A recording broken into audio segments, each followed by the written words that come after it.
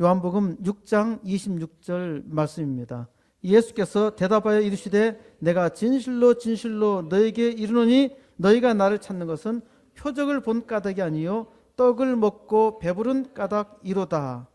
내가 진실로 진실로 너에게 이르노니, 이 진실로 진실로 예수님께서 두 번 반복해서 말씀하실 때가 꽤 있습니다.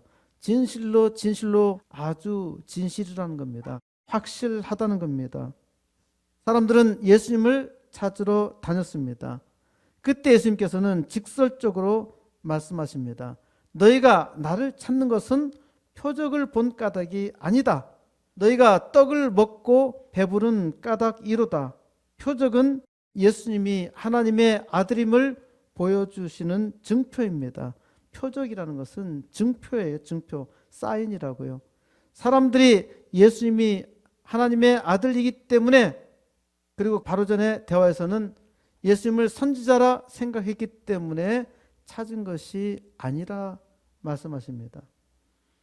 선지자이기 때문에, 하나님의 아들이기 때문에 예수님을 찾은 것이 아니라는 겁니다. 왜 찾았어요? 예수님께서 진실로 진실로 확실하게 이르신 말씀은 떡을 먹고 배부른 까닭에 자기를 찾았다는 것입니다. 먹는 것 때문에. 먹는 것은 사람들의 관심과 기본적인 욕구이지요. 먹는 것은 원초적 본능입니다. 사람들은 먹기 위하여 일을 합니다. 27절, 썩을 양식을 위하여 일하지 말고 영생하도록 있는 양식을 위하여 하라. 이 양식은 인자가 너에게 주리니 인자는 아버지 하나님께서 인치신 자니라. 예수님께서 썩을 양식을 위하여 일하지 말라고 말합니다. 아무리 잘 먹는다 하더라도 사람은 결국 죽습니다. 결과적으로 보면은 썩을 양식을 위하여 일하는 꼴이 됩니다. 영생하도록 있는 양식을 위하여 하라. 사람은 영원한 생명을 위해 일을 해야 합니다. 그러므로 사람은 살기 위해 일하라는 것입니다. 먹기 위해 일하지 말고 살기 위해 일하라는 것입니다. 그러므로 사람은 먹기 위해 사는 것이 아니라 살기 위해 먹는 것입니다. 삶의 목표는 살기 위해 일하라는 것입니다. 28절, 그들이 묻되 우리가 어떻게 하여야 하나님의 일을 하오리까? 이들은 잘 알아들었다는 이야기입니다. 잘 알아들었기 때문에 거기에 질문을 하죠. 우리가 어떻게 하여야 하나님의 일을 하오리까? 살기 위해 일하는 것은 하나님의 일이었다는 것입니다. 어떻게 하여야 살기 위해 일하는 것인가? 어떻게 해야 하나님의 일을 하는 것인가? 29절, 예수께서 대답하여 이르시되 하나님께서 보내신 일을 믿는 것이 하나님의 일이니라 하시니, 예수님은 아주 다른 답을 하십니다. 아주 다른 답이라니, 유대인의 상식으로는 하나님의 일은 율법을 잘 지키고 하나님을 사랑하고 이웃을 사랑하는 정도였습니다. 그런데 하나님의 일을, 하나님께서 보내신 일을 믿는 것이라 말씀하신 겁니다. 하나님께서 보내신 일을 믿는 것이라고? 그러면은 당신을 믿으라는 말인가요? 지금 말하는 예수를 믿으라는 것입니다. 이건 아주 기상천외한 일이죠. 이 생각이 다르면은 거부하게 되어 있어요. 30절, 그들이 묻되 그러면 우리가 보고 당신을 믿도록 행하시는 표적이 무엇이니까? 하시는 일이 무엇이니까? 우리가 당신의 뭘 보고 믿으라는 소리인가요? 당신이 믿을 만한 표적, 곧 명확한 증거를 보여주세요. 당신은 무슨 일을 합니까? 31절, 기록된 바 하늘에서 그들에게 떡을 주어 먹게 하였다 함과 같이 우리 조상들은 광야에서 만나를 먹었나이다. 하나님께서 보내셨다면 하늘에서 내려왔다는 증거를 보이라고 합니다. 그들은 역사적 증거를 들어서 표적을 요구합니다. 이 유대인들은 역사적 증거, 곧 모세의 때에 하늘에서 하나님께서 만나를 내려주셨다고요. 우리의 조상들은 광야에서 만나를 먹었다는 것입니다. 이스라엘 조상들이 종살이하던 이집트에서 나와서 광야에 들어갔을 때 아무것도 먹을 것이 없을 때 하나님께서 만나를 음식으로 내리셨던 것입니다. 그러니까 당신이 하늘에서 내려왔다면은 만나와 같은 표적을 보이라고 요구합니다. 32절 예수께서 이르시되 내가 진실로 진실로 너에게 이르노니 모세가 너희에게 하늘로부터 떡을 준 것이 아니라 내 아버지께서 너희에게 하늘로부터 참떡을 주시나니 모세가 너에게 하늘로부터 떡을 준 것이 아니다. 그것은 하나님께서 주신 것이다. 내 아버지께서 너에게 하늘로부터 참떡을 주신다. 예수님은 지금 또 다른 이야기를 하십니다. 내 아버지께서, 이 말도 아주 죽이고 싶을 정도로 기분 나쁜 말입니다. 예수님께서 하나님을 내 아버지라고 말한 것 자체, 이 말이 신성모독이에요. 돌로 쳐 죽게 할 죄입니다. 게다가 만나가 아니라 참떡을 주신다고 말씀하십니다. 다르죠? 모세가 준 떡 만나를 부인하고 다른 떡을 주시는데 그게 참떡이라는 겁니다. 유대인들이 지금까지 가져왔던 사고에 반역하는 소리입니다. 33절 하나님의 떡은 하늘에서 내려 세상에 생명을 주는 것이니라. 그런데 하나님의 떡은 하늘에서 내려 세상에 생명을 주는 것이라 말씀하십니다. 모세가 준 만나보다 더 위력적인 떡이 있다니 이건 대단히 놀라운 일이죠. 이런 소리를 들으면 무슨 말 하겠습니까? 34절입니다. 그들이 이르되 주여 이 떡을 항상 우리에게 주소서. 생명의 떡을 주신다고 하니까 그 떡을 항상 달라고 합니다. 그때 예수님께서 충격적인 말씀을 선포하십니다. 35절입니다. 예수께서 이르시되 나는 생명의 떡이니 내게 오는 자는 결코 줄이지 아니할 터이요 나를 믿는 자는 영원히 목마르지 아니하리라. 하나님의 떡은 하늘에서 내리는 생명의 떡이다. 그런 떡이 있으면 먹고 싶죠? 그런데 예수님께서 도발적인 말씀하세요. 그 떡은 바로 나다는 겁니다. 나는 생명의 떡이니 예수님 자신이 생명의 떡이라 말씀하십니다. 여러분들이 이 얘기를 듣고 있다고 생각해 보세요. 생명의 떡이라서 뭔가 맛있는, 아주 계속 먹어도 맛있고 또 맛있는 그런 떡을 주실 줄 알았는데 예수님께서 내가 생명의 떡이라 선언하시는 겁니다. 아버지 하나님께서 주시는 참떡은 바로 예수님 자기 자신이라는 겁니다. 이 말씀이 또 다릅니다. 바로 여기서 또 걸리는 거예요. 예수님께 오는 자는 결코 줄이지 아니하며 예수를 믿는 자는 영원히 목마르지 아니합니다. 이제 예수님을 만난 사람은 이렇게 고백하잖아요. 예수님께 오는 자는 참떡, 생명의 떡을 경험했습니다. 줄이지도 않고 영원히 목마르지도 않습니다. 항상 그 배에서 샘솟듯 솟아나는 샘물이 됩니다. 힘이 됩니다. 능력이 됩니다. 36절 그러나 내가 너에게 이르기를 너희는 나를 보고도 믿지 아니하는도다 하였느니라. 만나 같은 떡을 주었으면 만나게 먹었을 텐데 그리하여 믿었을 텐데 예수가 참떡이라니 참 황당했습니다. 그러나 사람들은 예수를 보고도 믿지 아니하였던 것입니다. 보는 것이 믿는 것이다 라는 속담이 있죠. 영어 공부를 하면 항상 나오는 문장입니다. 본다고 믿는 것이 아닙니다. 사람들은 보면 믿겠다고 말합니다. 그러나 아무리 보아도 믿지 못합니다. 이것이 사람의 한계입니다. 제가 요즘 유튜브 방송 매주마다 하나씩 띄우는 게 있죠. 진화론은 사기다. 진화론이 사기라는 것을 아무리 유튜브에서 증명하여도 부지런히 말해도 사람들은 믿지 아니합니다. 37절입니다. 아버지께서 내게 주시는 자는 다 내게로 올 것이요 내게 오는 자는 내가 결코 내쫓지 아니하리라.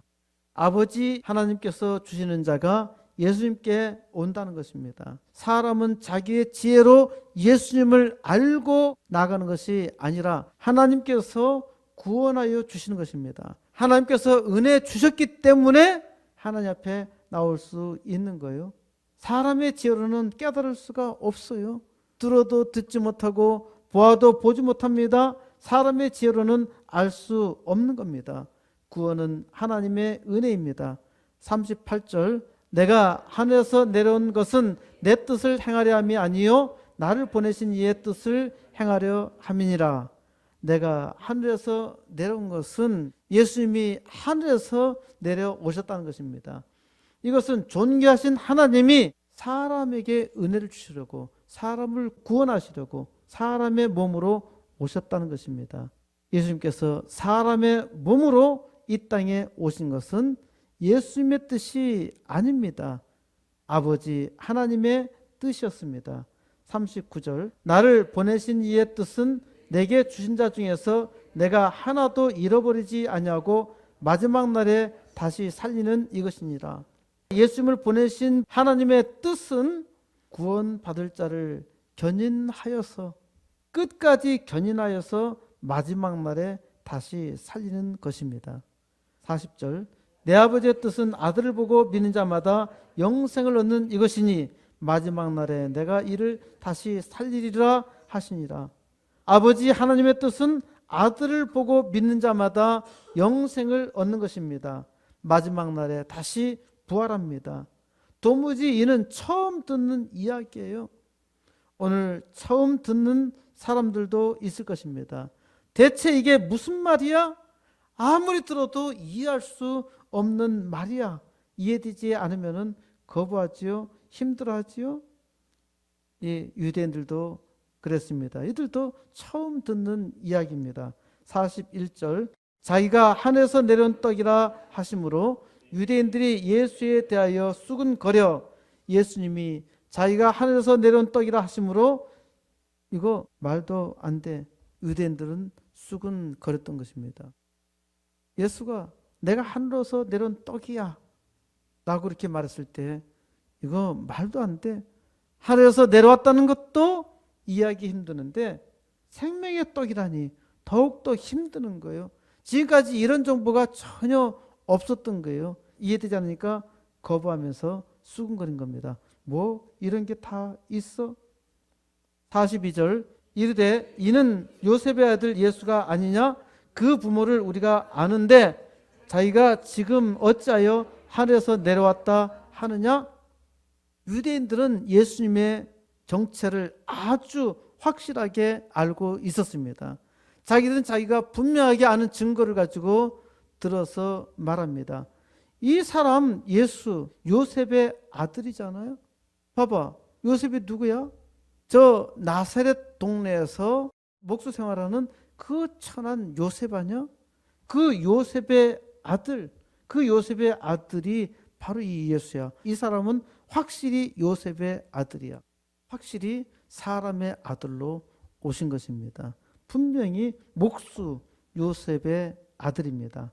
43절, 예수께서 대답하여 이르시되 너희는 서로 수군거리지 말라. 이제 수군수군 되는 거예요. 자, 저 사람이 무슨 하나님의 아들이야? 저거 거짓말이야? 뭐 하늘에서 내려온 생명의 떡이라고? 이건 말도 안 돼. 말이 전혀 안 되죠. 사람의 머리로서는 전혀 이해할 수 없는 거란 말입니다. 그러니까 서로 수군거려. 내가 보니까 저 사람은 목수 요셉의 아들이야. 그 이상 없어. 이거 사람들의 생각입니다. 자기들끼리 자꾸 떠드는 거예요. 예수님의 정체가 탈로 났어요. 어떻게 합니까? 44절, 나를 보내신 아버지께서 이끌지 아니하시면 아무도 내게 올 수 없으니 오는 그를 내가 마지막 날에 다시 살리시리라. 나를 보내신 아버지 하나님께서 이끌지 아니하시면은 아무도 내게 올 수 없어. 봐봐, 내게 오는 사람은 내가 마지막 날에 다시 살린다. 마지막 심판 때에 다시 부활할 거야. 너희는 이것을 보게 될 거야. 예수님의 말씀은 타협해서 사람들을 설득할 수 있는 것이 아닙니다. 하나님께서 이끄는 사람만이 듣습니다. 45절 선자의 글에 그들이 다 하나님의 가르침을 받으리라 기록되었은즉 아버지께 듣고 배운 사람마다 내게로 오느니라. 선지자의 글이라고 하는 것은 이 사건이 있기 750여 년경에 예언한 이사야를 말합니다. 이사야 54장 13절에 이렇게 기록되어 있습니다. 내 모든 자녀는 여호와의 교훈을 받을 것이니 내 자녀에게는 큰 평안이 있을 것이며 하나님의 모든 자녀는 다 하나님의 가르치심을 받는다는 것입니다. 아버지께 듣고 배운 사람마다 다 예수께로 옵니다. 하나님의 자녀라면은 지금 하나님의 말씀을 듣고 다 예수님께로 나옵니다. 46절 이는 아버지를 본 자가 있다는 것이 아니니라 오직 하나님에게서 온 자만 아버지를 보았느니라. 하나님을 본 자는 아무도 없습니다. 오직 하나님에게서 온 자만 아버지를 보았습니다. 그러므로 하나님을 믿는 자는 다 하나님을 보았다고 말하며 예수님을 보았다고 합니다. 그러니까 하나님을 믿는 사람은 하나님을 보았고 예수님도 보았습니다. 어떻게 해요? 하나님께서 믿음으로 보게 하십니다. 47절 진실로 진실로 너에게 이르노니 믿는 자는 영생을 가졌나니 예수님을 믿는 자는 영생을 가졌습니다. 어떻게 영생을 가졌을까요? 48절 내가 곧 생명의 떡이니라. 내가 곧 생명의 떡이라. 예수님이 생명의 떡입니다. 49절 너희 조상들은 광야에서 만나를 먹었어도 죽었거니와 이집트에서 나온 이스라엘 백성은 광야에서 사막에서 하나님께서 하늘에서 내린 만나를 먹었습니다. 광야에서 살기 위해서 먹었지만은 결국 죽었다는 말입니다. 50절 이는 하늘에서 내려온 떡이니 사람으로 하여금 먹고 죽지 아니하게 하는 것이니라. 모세로 하늘로부터 주신 만나는 먹어도 죽었습니다. 이 만나와 비교할 수 없는 생명의 떡을 예수님께서 주신다는 것입니다. 하늘에서 내려온 떡이 있으니 이 떡은 사람이 먹고 죽지 않게 하는 것이야. 이거 대단히 쇼킹한 뉴스지요. 그런 떡이 세상에 어디 있나요? 51절입니다. 나는 하늘에서 내려온 살아있는 떡이니 사람이 이 떡을 먹으면 영생하리라. 내가 줄 떡은 곧 세상의 생명을 위한 내 살이니라 하시니라. 예수님 자신이 하늘에서 내려온 산떡이라 말씀하십니다. 사람이 이 떡을 먹으면 영생한다는 것이죠. 기가 막힌 떡입니다. 그런데 예수님께서 또 충격적인 말씀을 하십니다. 예수님께서 줄 떡은 바로 세상의 생명을 위한 내 살이다. 내 살이라 하십니다. 이게 대체 무슨 말입니까? 예수님께서 줄 떡은 이 세상의 생명을 위한 자기의 살이라는 것입니다. 세상을 살리기 위해서 자기의 살을 떡으로 준다는 말씀입니다. 이 말씀은 유대인들에게 아주 충격적이었어요. 자기 살을 준다니요? 충격적인 말씀이죠. 52절입니다. 그러므로 유대인들이 서로 다투어 이르되 이 사람이 어찌 능히 자기 살을 우리에게 주어 먹게 하겠느냐? 아니 예수님이 내가 산 떡이라면서 나는 생명의 떡이야. 내 살을 주어 먹게 할 거야 라고 하니까 도대체 이런 말이 어디 있어요? 이해할 수 있는 말입니까? 내 살을 주어 먹게 한다는 겁니다. 자기 살을 주어 먹게 한다고? 이거 말도 안 되는 말입니다. 53절 예수께서 이르시되 내가 진실로 진실로 너에게 이르노니 인자의 살을 먹지 아니하고 인자의 피를 마시지 아니하면 너희 속에 생명이 없느니라. 갈수록 어려운 말씀을 하십니다. 예수님께서 확정적으로 말씀하시는데 인자의 살을 먹지 아니하고 인자의 피를 마시지 아니하면은 너희 안에 생명이 없다고 선언하십니다. 인자는 사람의 아들이라는 뜻으로 사람의 아들로 오신 예수님 자신을 가리키는 표현입니다. 그런데 지금까지 살만 얘기했는데 예수님께서 이제 피를 말합니다. 살뿐만 아니라 피를 마셔야 한다는 것입니다. 예수님의 살과 피를 먹게 하다니 식인종이라는 말인가? 초대교회 당시에는요, 우리 성찬식 하면은 떡과 포도주를 함께 나누잖아요. 이것을 예수님의 살과 피를 기념하잖아요. 예수님의 살과 피를 기념하는 성찬식에 대해서 오해하고 비난하는 사람들이 실제로 있었습니다. 교회에서 식인 행사를 한다고 비난했던 것입니다. 저 사람들은 사람의 살과 피를 먹는 사람들이야.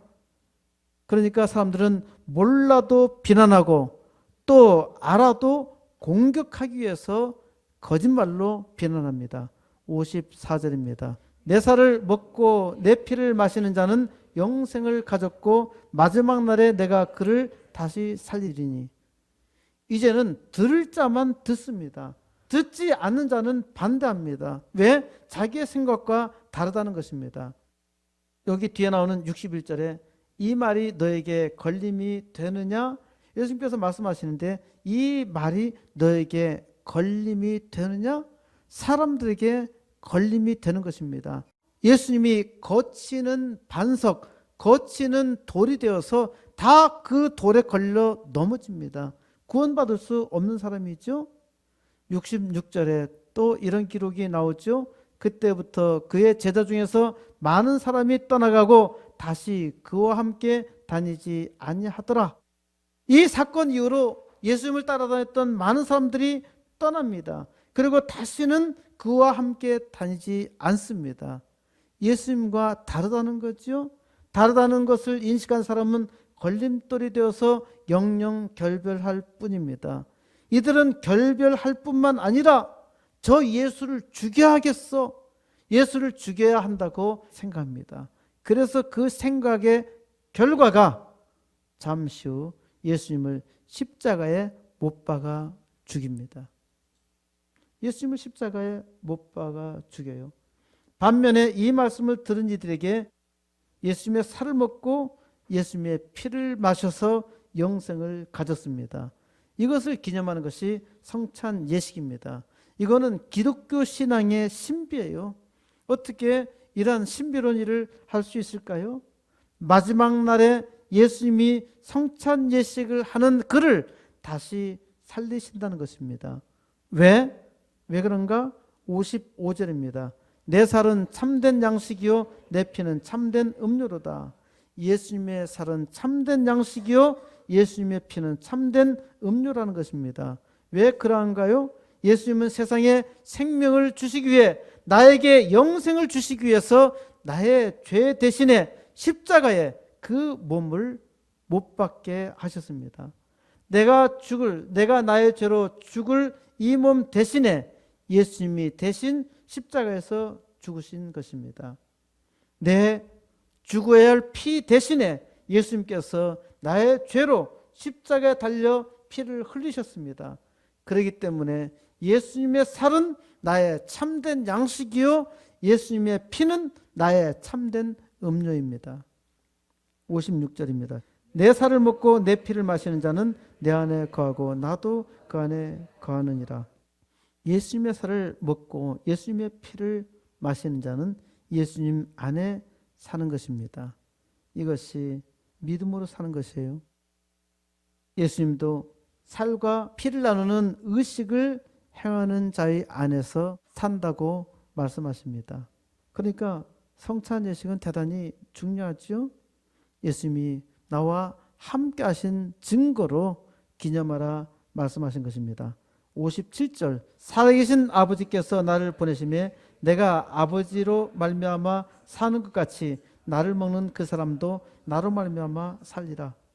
살아계신 아버지 하나님께서 이 일을 위해서 예수님을 이 땅에 보내셨다는 겁니다.